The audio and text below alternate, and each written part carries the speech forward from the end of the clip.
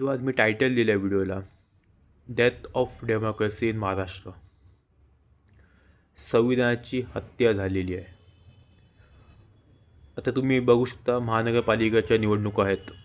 तुम्ही गेल्या काही एक आठवड्याआधी बघितलं असेल की कशी मारामारी होत होती उमेदवारीसाठी. पण तुम्ही आता बघताय बिनविरोध, म्हणजे निवडणूक न घेता उमेदवार निवडून येत आहेत. म्हणजे जे आपण वोटिंग करतो,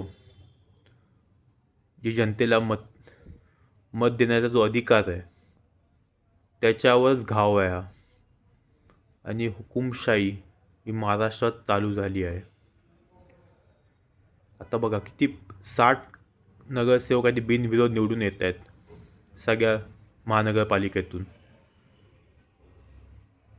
तिथे लोकांना 60 प्रभागात मतच द्यायला त्यांना अधिकार राहिलेला नाही आहे, कारण त्यांचा उमेदवार बिनविरोध निवडून आले आहे. यामध्ये जे पण विरोधी पक्षातले असतील किंवा बाकी अपक्ष असतील, त्यांना 5-5 करोड रुपये देऊन, 10 करोड रुपये देऊन त्यांचा अर्ज मागे घेतला जातो आहे. आणि संविधानाची हत्या आहे, कारण लोकांचा मताधिकार काढून.